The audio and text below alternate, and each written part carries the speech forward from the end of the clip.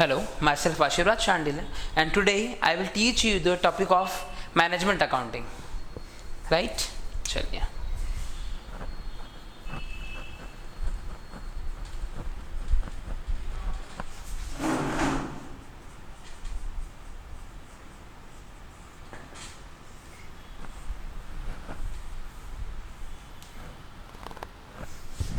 Management accounting. What is management accounting and what is the main usage of management accounting? Right? तो चलिए हम लोग इसको थोड़ा पहले ब्रीफ में वैसे एक्सप्लेन करता हूँ. लाइक फाइनेंशियल अकाउंटिंग हम जानते हैं कि फाइनेंशियल अकाउंटिंग सिस्टम होता है जो बेसिकली बिजनेस फाइनेंस की बात करता है, बिजनेस की ऑपरेटिंग एक्टिविटीज़ के बारे में बातें करता है, अदर नॉन ऑपरेटिंग एक्टिविटीज़ को इंक्लूड किया जाता है. बेसिकली ये हमारा कहलाता है financial accounting.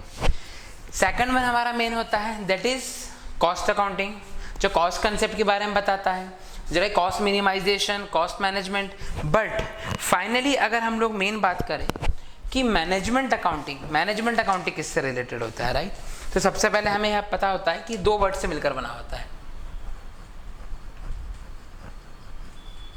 Management and accounting. Finally management किन के बारे में बात करता है, मैनेजमेंट के टूल्स क्या होते हैं, राइट? कौन कौन से टूल्स होते हैं, क्या बेसिक कंसेप्ट होता है मैनेजमेंट का जिसे हम अकाउंटिंग में अप्लाई करते हैं. तो चलिए मैनेजमेंट की हम बात करते हैं. बेसिक टूल्स के बारे में हम लोग बात करते हैं like planning,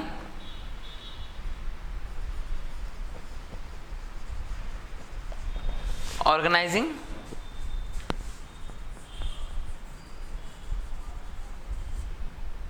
staffing, directing and controlling, right? So planning means what? Whatever we want to do, right?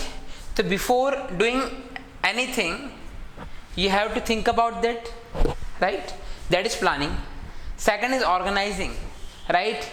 Tools and components related to your planning, right? You have to organize them. Third is staffing. Staffing means what? Allocation of resources to the right people, right, at right time. Directing means what? Right, after doing something by your staff, by the people, right, उसको उन्हें correct करना, उन्हें direct करना, right? And last one is controlling. Controlling means what? What have been done from them, from your staff, right? That is controlling. उसको control करना, उसे correct करना, that is controlling. ठीक है, तो ये 5 कंपोनेंट्स होते हैं हमारे जिन्हें हमें फाइनली हर लेवल पे हम लोग जिस कंसेप्ट को कहाँ अप्लाई करते हैं,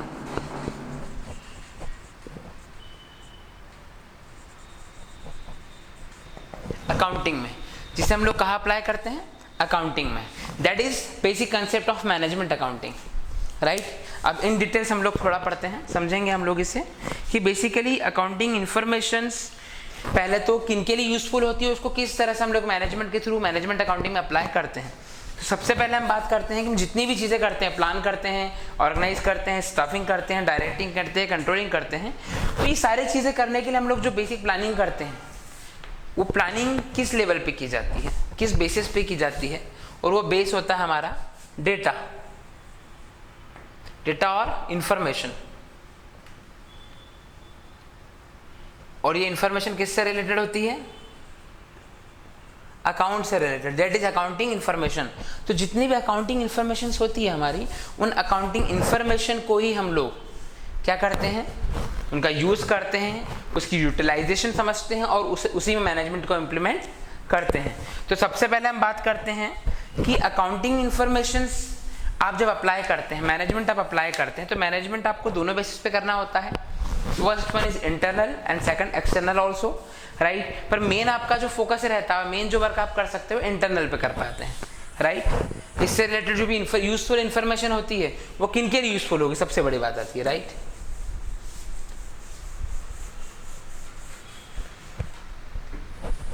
तो हम बात करते हैं ये इंफॉर्मेशन है, राइट? तो इंफॉर्मेशन के यूजर्स कौन होंगे, जहां पर आपको मैनेजमेंट इंप्लीमेंटेशन की नीड होगी. आपके इंटरनल यूजर्स होंगे और एक्सटर्नल यूजर्स होंगे, जहां पर आपको आपका अकाउंटिंग प्रोसीजर जिन्हें आपको शो करना होगा, अकाउंटिंग इन्फॉर्मेशन प्रोवाइड करना होगी, और इस बेसिस पर आप अपने आगे के प्रोसीजर जो आपका मैनेजमेंट होता है आप अप्लाई करते हैं अलग अलग टूल्स के through, that is accounting tools. Internal users कौन कौन हो सकते हैं आपके? Owners, employees, right, share holders etcetera, right. External users में कौन हो सकते हैं आपके, जिनके लिए काम का होता है? सबसे पहले कौन आ जाता है? Government, right, banks, and third is your creditors और money lenders, right, debentures also include. तो ये सारी की सारी चीज़ें मेन होती है कि यूजर्स जो होते हैं इनके लिए आप इन्फॉर्मेशन प्रोवाइड करते हैं, और यही इन्फॉर्मेशन जो होती है अकाउंटिंग इन्फॉर्मेशन उसे आप मैनेजमेंट अप्लाई करते हैं, राइट। ठीक है, that is a main basic procedure of management accounting.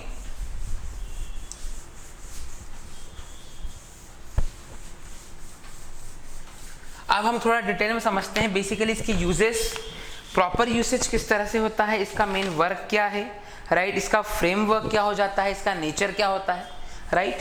तो सबसे पहले मैं आप लोगों को आज पढ़ाना चाहूंगा that is nature of management accounting.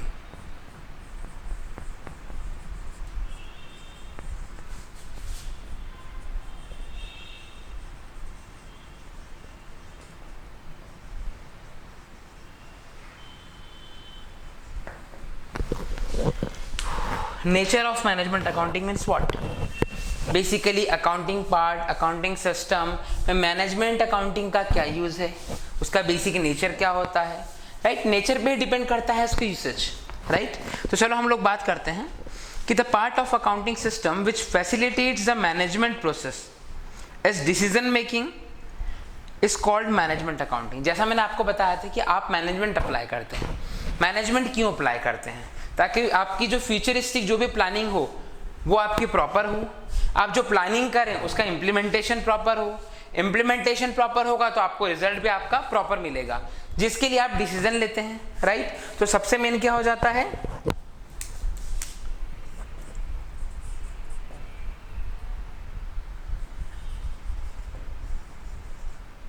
Facilitates, क्या प्रोवाइड करता है आपको? डिसीजन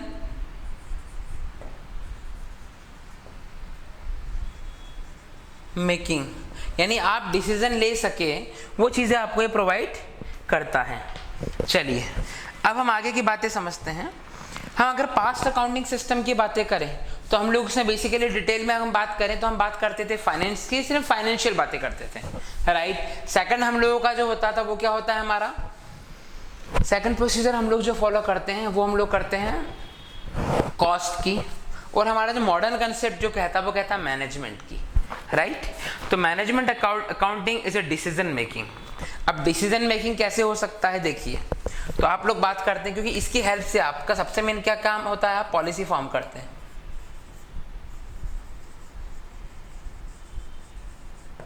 ये आपको पॉलिसी फॉर्मेशन में हेल्प करता है, right. It works for policy formation. अब पॉलिसीज फॉर्म करेंगे तो पॉलिसी के पहले आपको क्या करना पड़ेगा? डिसीजन लेना होगा, राइट, ठीक है, डिसीजन लेना होगा, ठीक है। तो ये डिसीजन मेकिंग की प्रोसेस में हेल्प करता है, इनडायरेक्टली पॉलिसी फॉर्मेशन की प्रोसेस में हेल्प करता है, राइट। अब दूसरी बात आती है कि आप जब मैंने अभी आपको बताया कि आप जितना भी वर्क करते हैं मैनेजमेंट के रिगार्डिंग उसमें सबसे पहले आप प्लानिंग करते हैं, राइट, ठीक है। तो प्लानिंग वर्ड जब आता है तो सबसे मेन इंपॉर्टेंट वर्ड क्या आ जाता है? दैट इज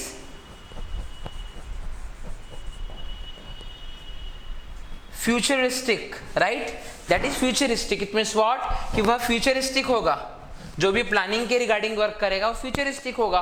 तो मैनेजमेंट अकाउंटिंग फ्यूचरिस्टिक होती है, यानी इट हेल्प्स फॉर फोरकास्टिंग।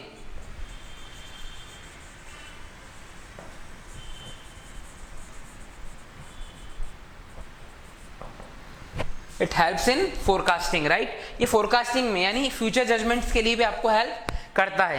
यानी कंपनी की जितनी भी पॉलिसीज रहती है, राइट, लाइक हम लोग फंड रेज करने के लिए किन किन चीज़ों का यूज़ कर सकते हैं, फाइनेंशियल टूल्स का किन किन बेसिस पे यूज़ कर सकते हैं, कब हमें ये करना चाहिए, राइट। तो ये सारी की सारी बेसिक वर्ड मैं आपको बता रहा हूँ। तो पहली चीज़ आपने क्या समझी, राइट, कि पहली बात तो ये डिसीजन मेकिंग में हेल्प करता है मैनेजमेंट अकाउंटिंग। सेकंड भी चीज कहा जाके आती है, that is futuristic, right, it helps in forecasting, right, ठीक, टू जजमेंट अबाउट फ्यूचर।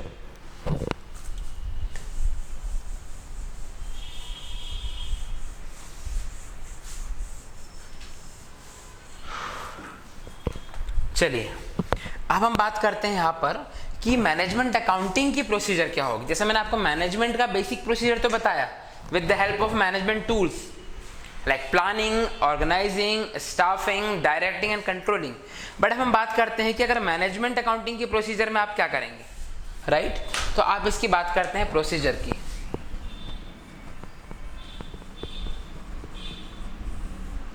आप यहां बात करते हैं प्रोसीजर की, राइट। प्रोसीजर कहां से आती है, आप जब यूज करते हैं किसी भी अकाउंटिंग चीजों को तो आप प्रोसीजर कैसे फॉलो करते हैं, राइट। चलिए हम कुछ इसके टूल्स के बारे में लिख लेते हैं, लाइक कुछ पॉइंट्स के बारे में। तो पहला पॉइंट होता है हमारा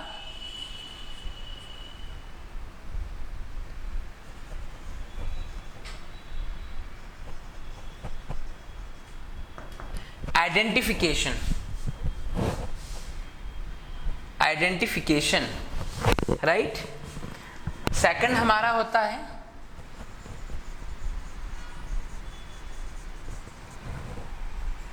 मेजरमेंट, राइट। थर्ड हमारा होता है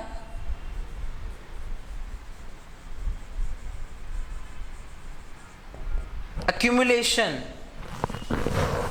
फोर्थ हम बात करते हैं यहां पर प्रिपरेशन और इंटरप्रिटेशन की, right, preparation and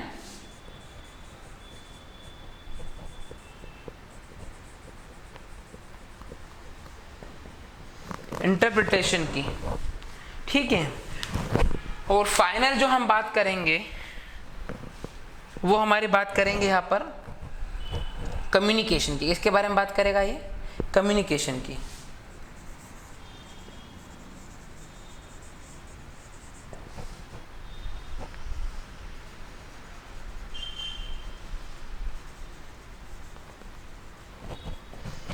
right, it's not different from normal accounting concept, but in this accounting concept we will apply management tools, management procedure in accounting process, right, ठीक है।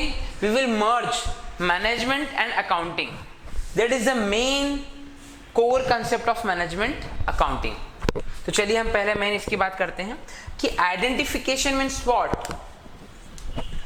what kind of thing, what kind of components you have to identify, right, like the recognition and evaluation of business transactions and other economic events for appropriation accounting actions। तो सबसे पहले आपको identify करना होता है accounting actions को,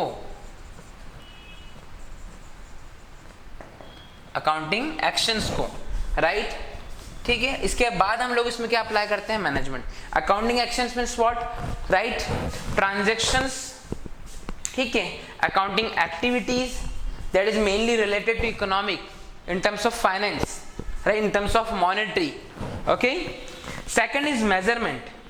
अब measurement की अगर मैं आपसे बात करूं तो मेजरमेंट क्या बोलता है कि the qualification including estimates of business transactions और other economic events that have occurred or may occur. जो कुछ भी हुआ है उसकी क्या होना चाहिए,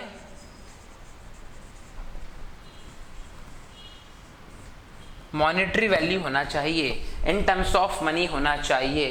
बिकॉज अगर आप मैनेजमेंट अप्लाई कर रहे हैं, ह्यूमन बिहेवियर के लिए भी मैनेजमेंट अप्लाई किया जा सकता है, राइट, अदर मैनेजमेंट के लिए भी किया जा सकता है, एफिशिएंसी इंक्रीज करने के लिए भी मैनेजमेंट किया जा सकता है, राइट, कॉस्ट कंट्रोल करने के लिए भी अप्लाई किया जा सकता है। But now we are talking about accounting, right, we will apply management only for accounting concepts. That's why we have to identify the transaction,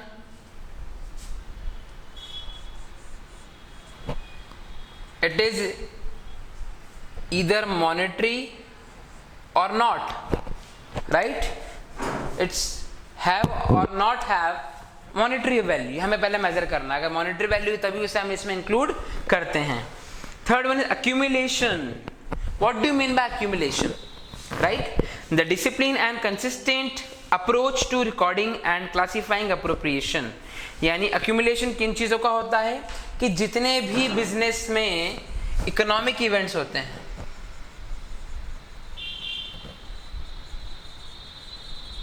जितने भी इकोनॉमिक इवेंट्स होते हैं, राइट, जितने भी इकोनॉमिक इवेंट्स होते हैं उन्हें आपको किसमें आपको इसको ऐड करना होता है कि आपको आइडेंटिफाई करना होता है, सेपरेट करना होता है, right, according to their nature.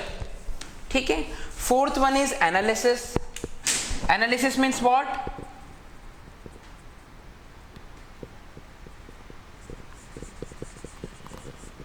Study about events.